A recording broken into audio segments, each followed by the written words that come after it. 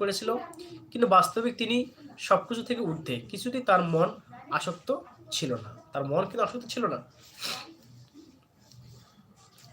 একবার তিনি দেখলেন সূর্য সুমেরুকে পরিক্রমণ করবার সময় পৃথিবীর অর্ধেক অংশ আলোকিত হয় আর অর্ধেক ছায়াতে ঢাকা থাকে। তার এই ব্যাপার ভালো লাগেনি।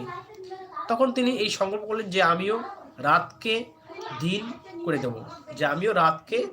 দিন করে দেব, সূর্যের সমান বেগমান জ্যোতির্ময় এক রথে চড়ে তিনি সূর্যের পিছনে পিছনে পৃথিবী 7 বার প্রদক্ষিণ করলেন।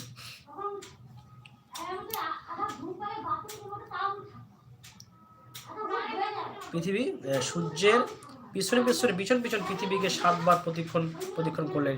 ঈশ্বরের সাধনা করতে করতে তার অলৌকিক প্রভাব ও তার ক্ষমতা লাভ হয়েছিল। শিবপ্রিয় বন্ধুরা, এই রথচক্রের আঘাতে যে সকল গর্ত উৎপন্ন হয় তা 7